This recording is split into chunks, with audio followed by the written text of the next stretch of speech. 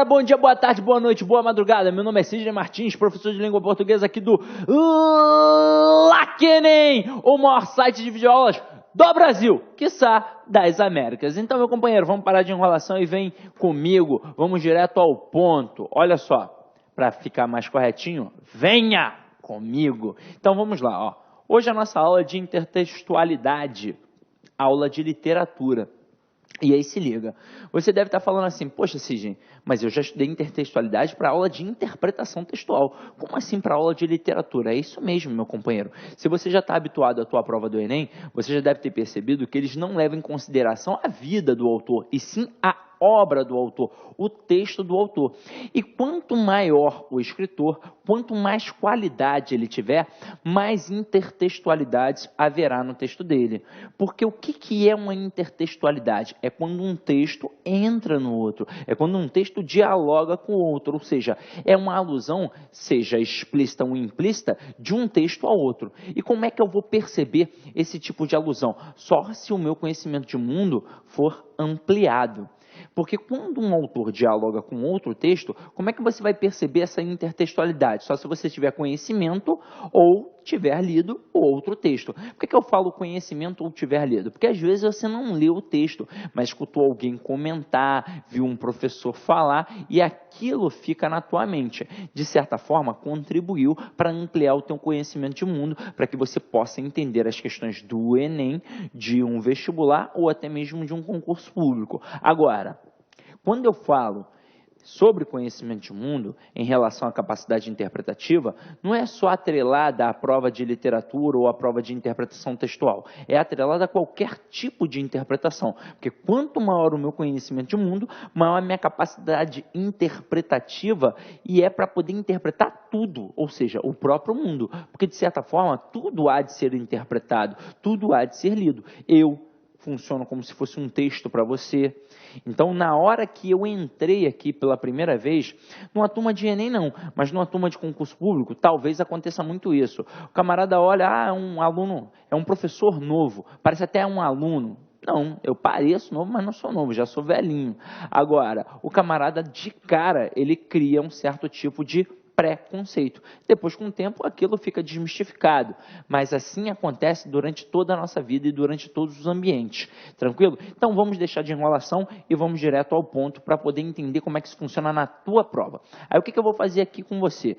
Eu vou trabalhar uma base de estudo dirigido, até mesmo para isso poder ficar massificado na tua mente e você entender o que é intertextualidade, até mesmo porque na nossa prova haverá basicamente dois tipos de intertextualidade, uma relacionada à paráfrase e outra relacionada à paródia. A paráfrase é quando o camarada fala com outras palavras uma significação de um texto que ele está fazendo alusão. E a paródia é quando ele está contestando, de certa forma, brincando com aquilo dali. Então a gente vai ver como é que isso funciona na íntegra, tranquilo? Então acompanha aqui comigo, ó.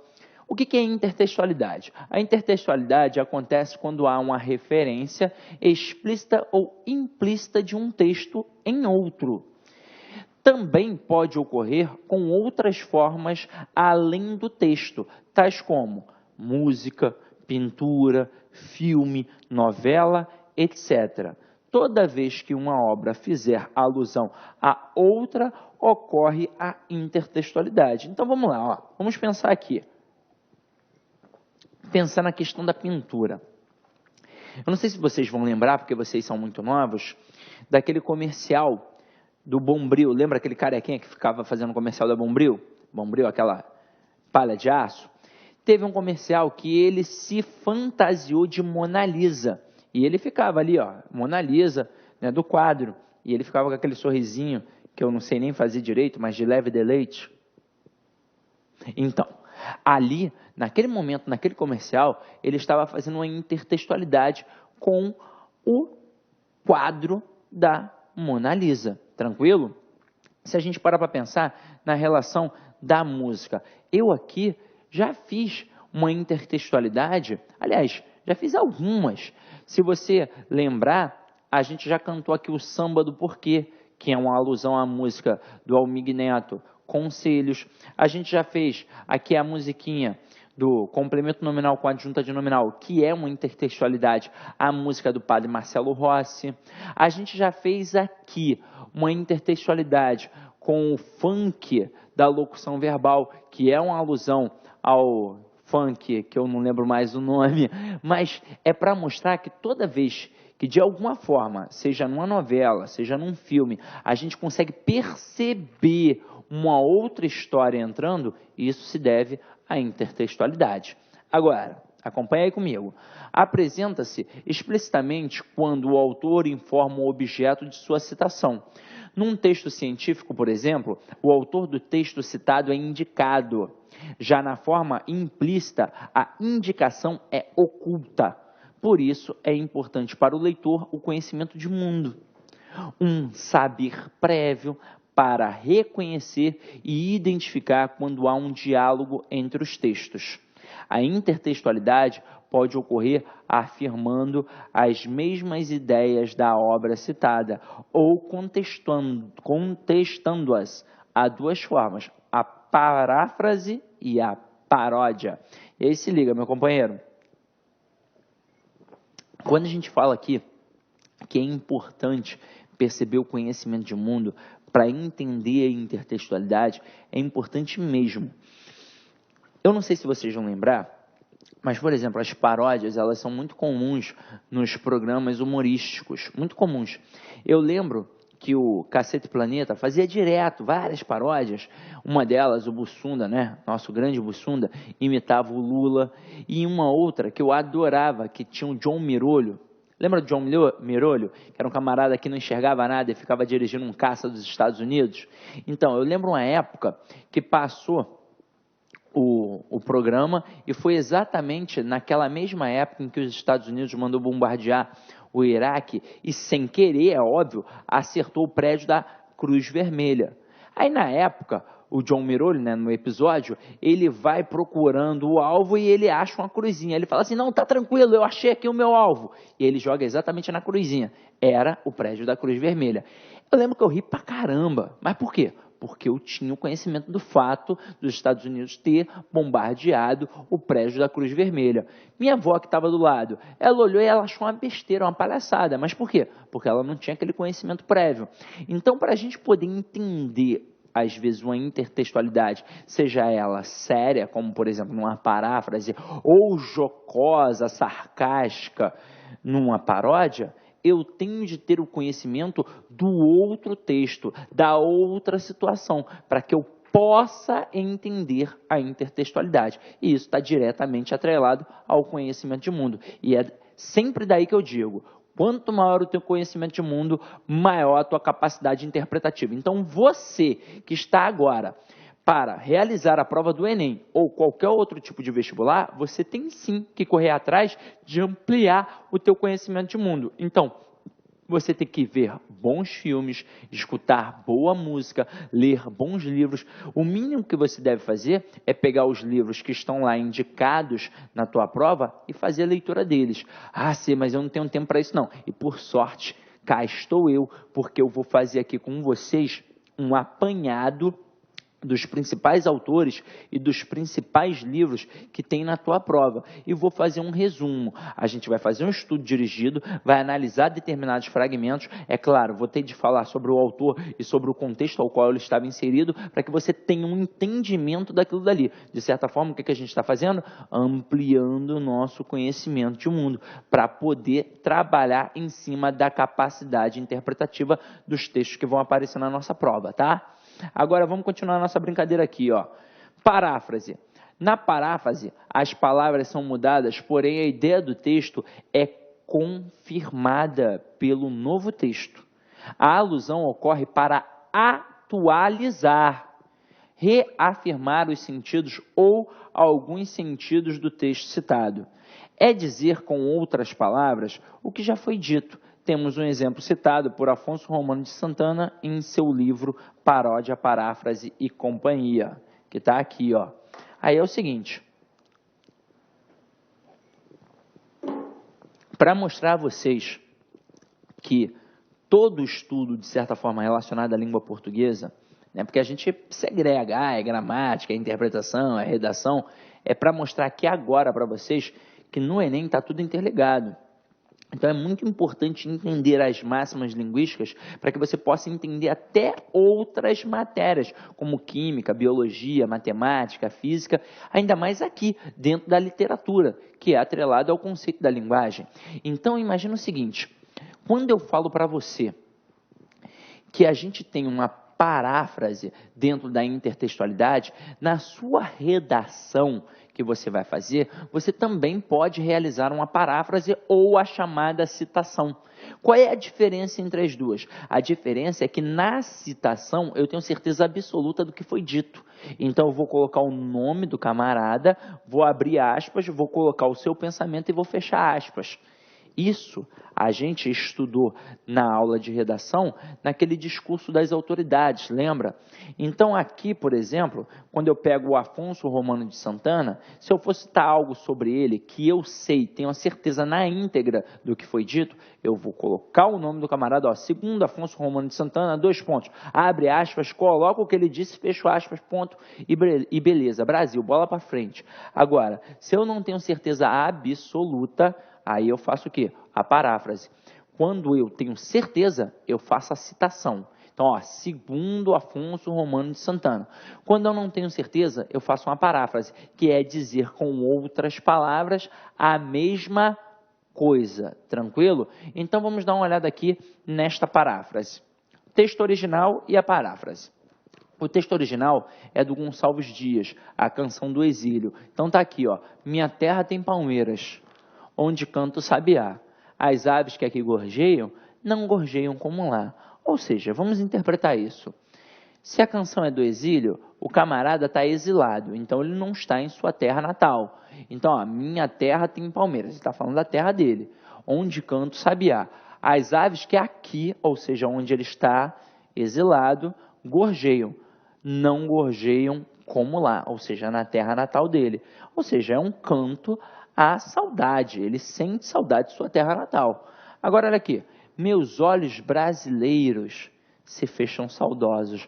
Olha a referência já da saudade aqui expressa. Minha boca procura a canção do exílio, ou seja, a referência mais direta ainda. Como era mesmo a canção do exílio? Aí ele coloca, eu tão esquecido de minha terra, ai, terra que tem palmeiras, onde canto sabiá. Carlos Drummond de Andrade, em Europa, França e Bahia. Ou seja, a referência, de certa forma, à questão da saudade, ficou evidente, ficou latente aqui nesse texto. Então, isso é a paráfrase, porque ele disse com outras palavras a mesma coisa, ou seja, ele quis enfatizar a relação da saudade, tá? Agora, dá uma olhada na paródia. A paródia é uma forma de contestar ou ridicularizar outros textos. Há uma ruptura com as ideologias impostas e, por isso, é objeto de interesse para os estudiosos da língua e das artes. Ocorre aqui um choque de interpretação. A voz do texto original é retomada para transformar seu sentido. Leva o leitor a uma reflexão crítica de suas verdades, incontestadas anteriormente. Com esse processo, há uma indagação sobre os dogmas estabelecidos e uma busca pela verdade real, concebida através do raciocínio e da crítica. Os programas humorísticos fazem uso contínuo dessa arte. Frequentemente, os discursos de políticos são abordados de maneira cômica e contestadora, provocando risos e também reflexão a respeito da demagogia praticada pela classe dominante. Com o mesmo texto utilizado anteriormente, teremos agora uma paródia. E aí está aí, ó. Qual é o texto? Texto do Gonçalves Dias. E é o seguinte, quando a gente fala em paródia, fala de programa humorístico, eu citei o Cacete Planeta, que é mais da minha época. Mas vamos pensar agora num programa humorístico da tua época. Um programa que está até agora na Rede Globo, que é o programa do Adnet. Não sei se vocês vão lembrar, né? Se vocês assistem à TV, mas o Adnet, ele tem um programa que ele até faz com aquele Márcio Smelling e outros artistas, né? Outros atores, E ele tem um momento que é específico, que ele fala da Rede Globo, que ele criou um personagem, ele fala assim, ó, você, a senhora Rede Globo de televisão, que ele fica falando diretamente com a Rede Globo. Naquele momento ali, ele pega o que a Rede Globo apresenta e ele começa a contestar, ou seja, ele começa a tentar ridicularizar a Globo. Na verdade, foi até uma grande sacada da Globo. Por quê? Porque outras pessoas já faziam isso fora da Rede Globo, é claro, em outras emissoras de televisão, em jornais, jornalistas geralmente criticando a Rede Globo. Agora, a Rede Globo teve a grande sacada de colocar o camarada lá dentro, ridicularizando a própria Rede Globo. Por quê? Porque assim, de certa forma, como é um processo jocoso, sarcástico, quebra e faz parecer que a Globo não é tão ruim assim, porque ela, poxa, coloca um próprio programa dela satirizando a própria estrutura, mas aí você repara que na hora que ele vai dizer alguma coisa realmente muito importante, eles cortam. Porque na verdade é intencional, é óbvio, mas ali ele pega articulando tudo que é trabalhado no nosso contexto social e ele começa a fazer críticas em relação àquilo. Para eu poder entender as críticas, eu tenho que entender o que está acontecendo. Então, tudo isso, de certa forma, é uma intertextualidade, só que eu só compreendo essa intertextualidade com o conhecimento. Então, é por isso que você tem sim de buscar sempre mais e mais conhecimento. Então, acompanha aqui comigo, ó. Minha terra tem palmeiras, onde canto sabiá, as aves que aqui gorjeiam, não gorjeiam como lá. Aí olha a paródia. Minha terra tem palmares. E aí já não são palmeiras, são palmares. Então aqui o camarada já está trabalhando com o quê? Já está zoando a questão da escravidão. Porque se ele coloca minha terra tem palmares, ele está trabalhando com o quê? Com o quilombo dos palmares. Aí ele coloca assim, onde gorjeia o mar. Então é o mar que faz barulho ali naquela região litorânea. Beleza. Os passarinhos daqui não cantam como os de lá. Então aqui ele está, né, o Oswald de Andrade, canto de regresso à pátria. Então aqui, ó, quando ele coloca minha terra tem palmares, onde gorjeia o mar, os passarinhos daqui não cantam como os de lá. Então o camarada mostra que aqui o passarinho é preso. Não como lá, que era a terra dele. Porque no final das contas, o que ele faz? Ele faz uma brincadeira. Aqui no texto do Gonçalves Dias, o camarada tem saudade do Brasil. Então ele vai exilado para outro local e ele sente saudade do Brasil. Quando a gente fala aqui dos palmares, quem é que está vindo para cá? É o negro que vem da África. Então aqui, ó, aqui os passarinhos não cantam como os de lá. Por quê? Porque esses passarinhos eles estão presos. Quem são esses passarinhos? São os escravos. Então, eu preciso, na verdade, ter um conhecimento de mundo muito grande para poder entender isso? Não, eu não preciso ter um conhecimento de mundo muito grande, eu não preciso ser nenhum gênio, mas basta você acompanhar as aulas de geografia, de história, de literatura, para que você comece a ampliar o teu conhecimento e comece a entender as máximas linguísticas. Tranquilo? Então, vamos brincar aí agora com uma questãozinha, ó. Vamos trabalhar dois textos para você entender como é que funciona isso na sua prova do Enem. E aí é o seguinte, vocês vão perceber que em relação à literatura, vários aspectos são misturados. Como assim, Sidney? Não estou entendendo. Vamos lá, ó. Para eu cair para dentro de um estilo de época, por exemplo, como o barroco, como o arcadismo, como o modernismo, como o simbolismo, eu, na verdade, tenho que ter aspectos linguísticos que vão me dar suporte.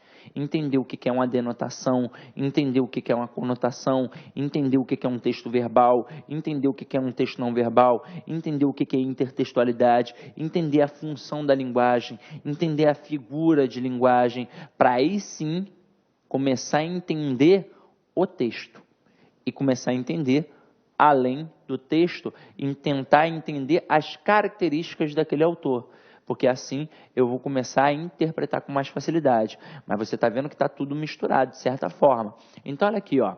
Olha o texto 1. No meio do caminho. No meio do caminho tinha uma pedra. Tinha uma pedra no meio do caminho. Tinha uma pedra no meio do caminho. Tinha uma pedra. Carlos Drummond de Andrade em Antologia Poética. Aí você, jovem, deve estar pensando assim, caramba, mas que besteira esse texto. Ele toda hora fica reproduzindo a mesma porcaria, Cisne. Caraca, isso não quer dizer nada. Eu escrevo muito melhor. Realmente, você deve escrever e deve tecer textos maravilhosos. Mas entenda a subjetividade desse texto. Quando ele coloca no meio do caminho tinha uma pedra, ele quer dizer que sempre há uma barreira no meio do caminho de qualquer pessoa. E ele continua, ó, tinha uma pedra no meio do caminho, tinha uma pedra no meio do caminho, no meio do caminho tinha uma pedra. Ou seja, sempre vai haver barreiras. Agora, como é que eu vou lidar com essas barreiras? Eu vou ter de tirar essa pedra do meio do caminho, porque sempre vai haver pedra no meio do seu caminho. É basicamente isso que ele quer dizer. Aí veio o texto 2, que é um texto que mostra aqui uma tirinha do Garfield. Porra, nossa prova adora as tirinhas, principalmente as tirinhas do Garfield. E aí se liga, aqui a gente vai trabalhar um aspecto de linguagem verbal e não verbal. Não verbal é o exemplo da imagem aqui com Garfield. E a verbal é o exemplo da palavra que pode ser escrita ou falada, e aqui no caso ela é escrita. Então, olha só, aqui a gente tem uma janela, o Garfield vai brincar com a cortina, é levantado pela cortina e depois ele fica preso. Aí ele começa a falar, começa a utilizar o texto verbal. Aposto que vou ficar aqui até sábado.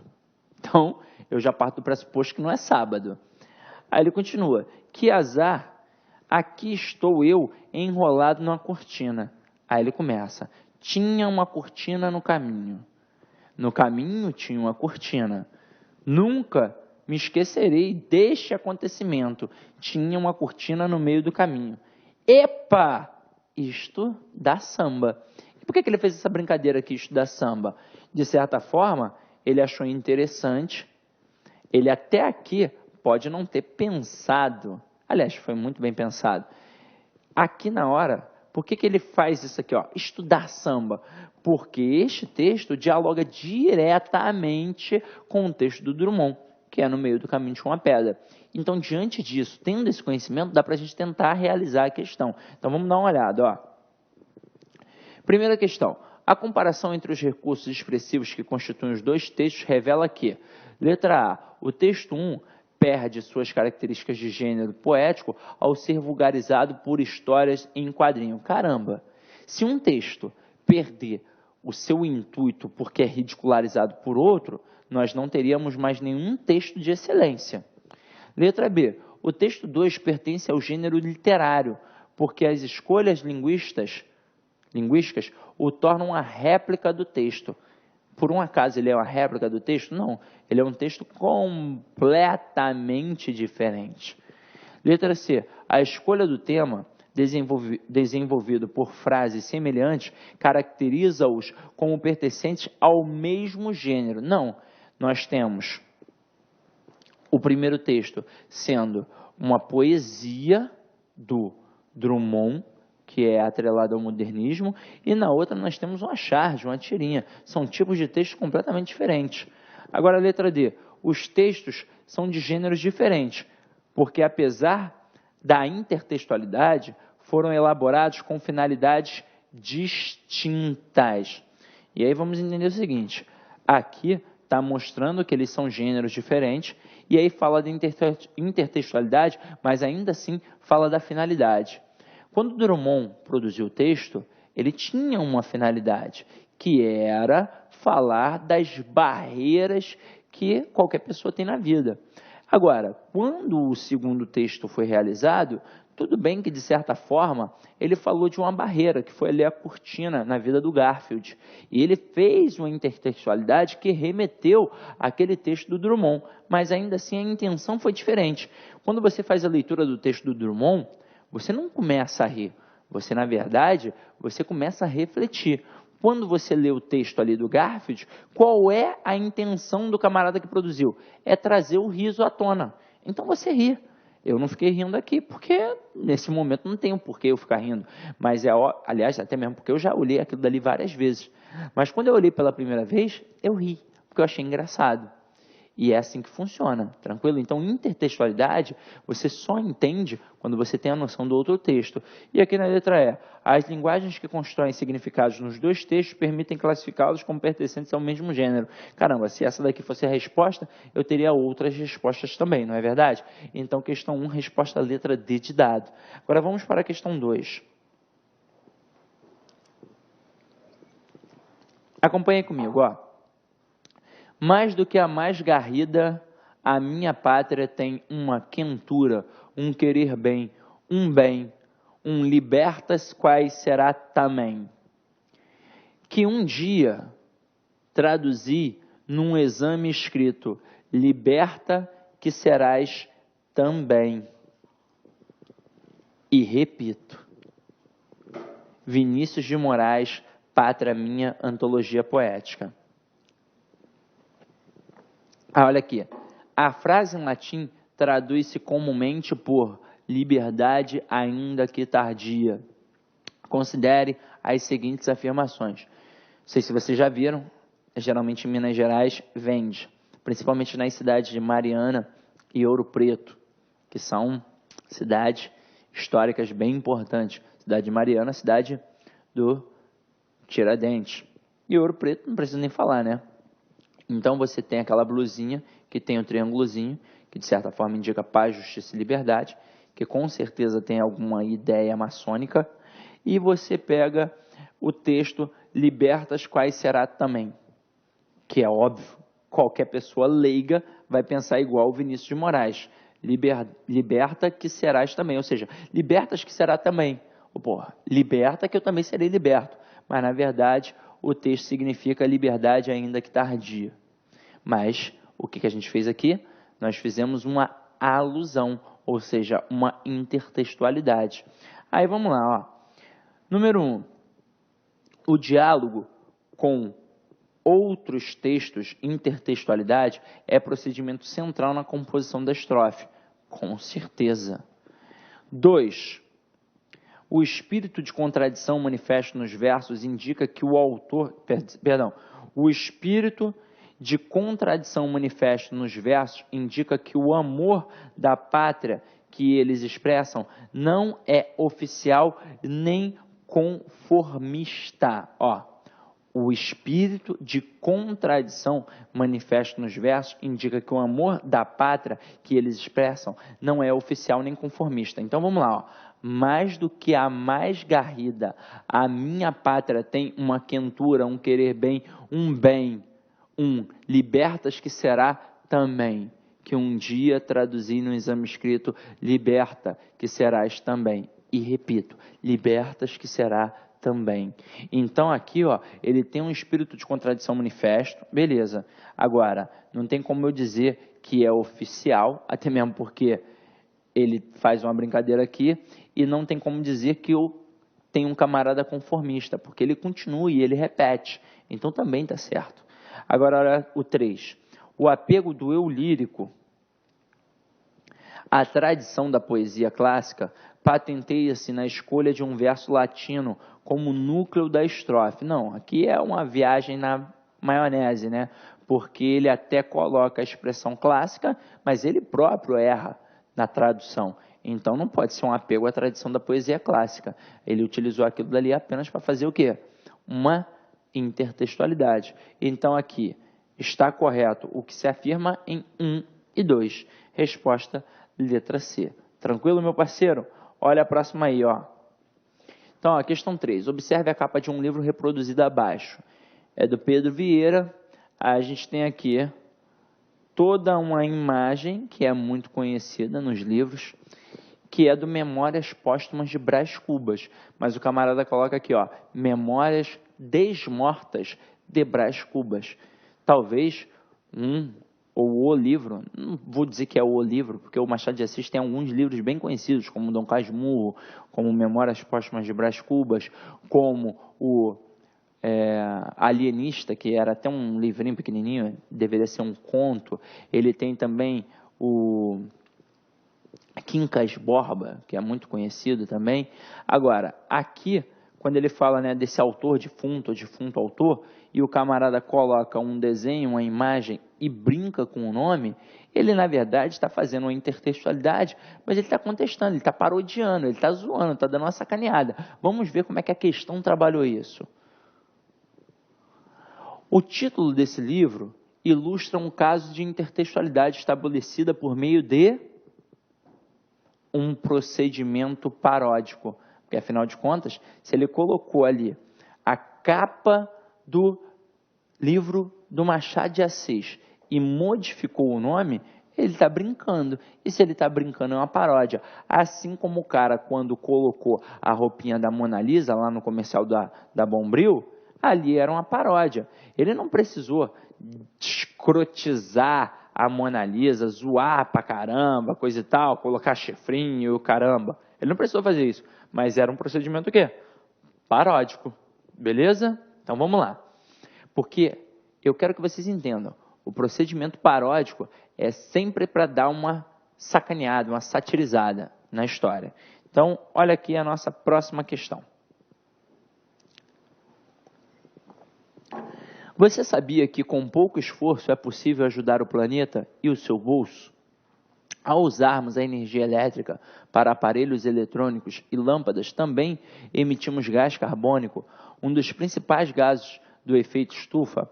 Atitudes simples, como trocar lâmpadas incandescentes pelas fluorescentes e puxar da tomada os aparelhos que não estão em uso, reduzirão a sua conta de luz e as novas emissões de CO2 na atmosfera. Planeta sustentável, conhecimento por um mundo melhor. Assinale a alternativa que indica recurso empregado no texto. Então vamos lá. Já que a gente está brincando com vários processos, vamos entender aqui, ó. Ele aqui coloca intertextualidade, conotação, ironia, denotação e metalinguagem. E aí você para e pensa nesse texto. Esse texto, ele é um texto subjetivo ou ele é um texto objetivo? Ele notoriamente é um texto objetivo, porque ele está falando aqui, ó, da redução da energia elétrica através de alguns certos comportamentos dentro da sua própria casa. Ó, atitude simples, como trocar lâmpadas incandescentes pelas fluorescentes e puxar da tomada dos aparelhos. Então aqui ele utilizou um texto objetivo notoriamente.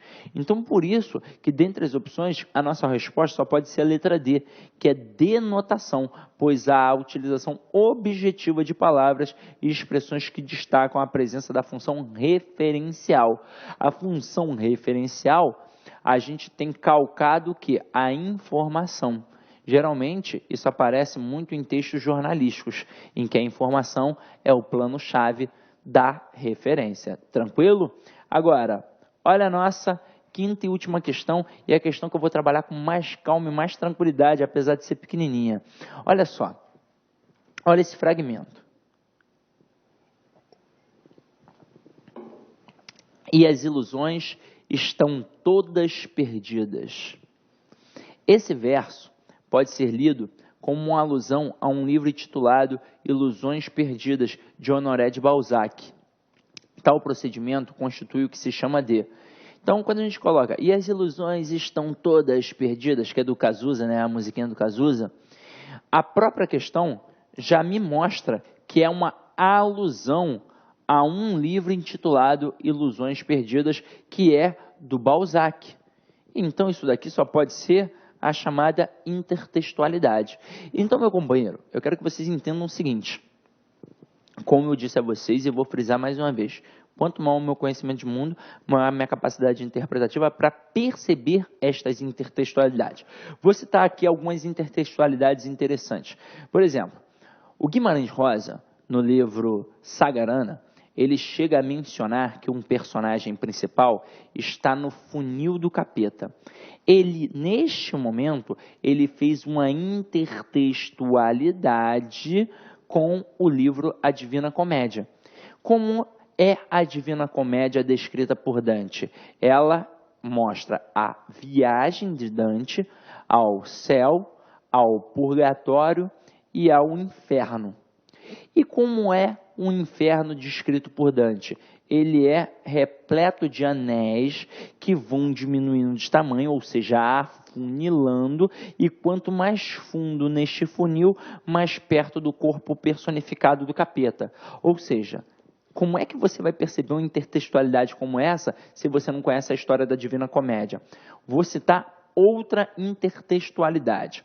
Por exemplo, o James Joyce, ele tem um livro chamado Ulisses, que é sensacional. E já no título, já é uma intertextualidade ao livro do... Cadê? Deixa eu sair aqui da frente. Ao livro, a gente tem a Ilíada e a Odisseia, beleza? Que é do Homero. Então, se você não sabe, você vai saber agora. Quando eu coloco ali, quando eu não, né? O James Joyce coloca Ulisses, ele está fazendo uma referência direta ao Ulisses, que é o grande ser pensante dessa história. Se você não sabe, na Ilíada, quem criou a ideia do cavalo de Troia foi o Ulisses, que ficava ali, né, o tempo todo apaziguando a briga do Agamenon e do Ulisses e do Aquiles. Ele era o grande ser pensante, ele que criou o cavalo de Troia. No livro, no segundo livro, depois da Ilíada, que é a Odisseia, quem é o Odisseu? É o Ulisses, que fica durante 40 anos viajando. É daí que vem a Odisseia, ou seja, essa viagem longínqua e distante e demorada. Então, a mulher dele fica durante 40 anos fiel. E naquela época, era permitido a uma mulher que tinha ali uma lavoura a cuidar, já que seu marido foi para a guerra e não voltou, acreditava que ele estava morto. Então, ela era permitida pela sociedade da época arrumar um outro marido para cuidar da lavoura. Mas não, durante 40 anos ela permaneceu fiel. O que o James Joyce faz? Primeiro que ele já faz uma alusão direta no próprio título. Segundo, ele faz uma paródia no meio, faz uma alusão mais implícita. Ele coloca o personagem principal, que é o Sr. Bloom, que é médico, indo à cidade vizinha atender um paciente. Quando ele volta, a sua mulher já havia dormido com metade da cidade. Metade da cidade. Aí ele pergunta, meu amor, por que fizeste isso comigo? Aí olha a resposta dela, eu fiz isso porque eu não sei trançar. Porque a mulher do Ulisses, ela ficou 40 anos fiel e ela ficava fazendo o quê? Trançando, que é uma espécie de costurar. Quando ele coloca que a mulher não sabia trançar e por isso cometeu o adultério, caramba, só vai perceber isso quem tem conhecimento do texto. Então, se ela não sabia trançar, ela ia o quê? Transar. Então, vocês estão percebendo a importância de conhecer outros textos? É muito comum em provas aparecer um texto do nosso digníssimo Renato Russo, que é a música Monte Castelo, porque ali ele faz dois tipos de intertextualidade, ele faz dois diálogos, ele dialoga com a Bíblia e ele dialoga com o soneto de Camões. Quando ele coloca, assim, ainda que eu falasse a língua dos homens, ainda que eu falasse a língua dos anjos, sem amor eu nada seria. Isso está na Bíblia, então diálogo com a Bíblia. Quando ele pega e coloca, amor é fogo que arde sem se ver, é ferida que dói e não se sente, é um contentamento descontente, é dor que desatina sem doer, ele está dialogando com o soneto do Camões. Então, nessa mesma música, ele faz dois tipos de intertextualidade, ele dialoga com dois autores diferentes. Então, meu companheiro, esse tipo de texto sempre cai em provas e é bom você ir ampliando e ir prestando atenção no que um professor ou outro vai falando para você ampliar seu leque e de preferência sempre anotando, tá? Recentemente eu peguei um texto do Veríssimo que ele falava da falcatrua que tem aqui no Brasil e ele chegava a mencionar o tamanho da nossa costa. E ele dizia assim, ó, não somos mais imorais do que outros povos, só gostamos de dizer que somos. Deve ter a ver com o tamanho da nossa costa. Nosso mar não é de lama, mas nós gostamos de falcatruas, né, de dilúvios de sujeira, de pororocas de canalice. Ele fica fazendo isso.